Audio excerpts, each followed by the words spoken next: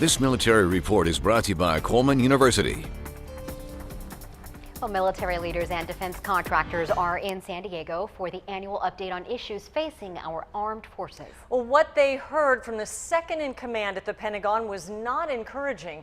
New at 6 o'clock, 10 News military reporter Bob Lawrence explains why the outlook may not be as solemn for the Navy.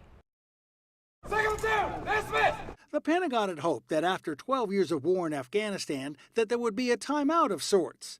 That hasn't happened. The amount of time our servicemen and women stay away from home is still high. The number 2 man at the Pentagon, Robert Work, opened the 2015 conference of the U.S. Naval Institute at the Convention Center with a warning. Returning to sequestration level would be a disaster, in my view.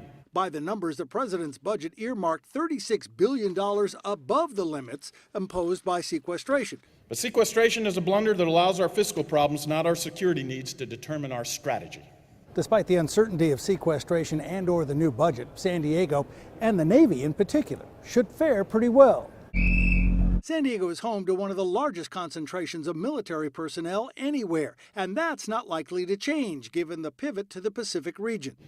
The U.S. Navy will still put 60% of its ships in the Pacific.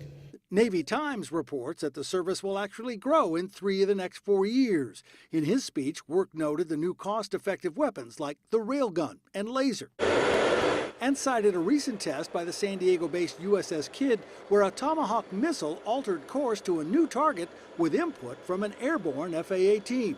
Now, this is potentially a game-changing capability for not a lot of cost. Cost, a key word, as in too high a price the military will pay, he said, if Congress doesn't repeal sequestration. Bob Lawrence, 10 News. Even if it were repealed tomorrow, Work said that the Army, Navy, and Marine Corps would not return to full combat readiness until 2020.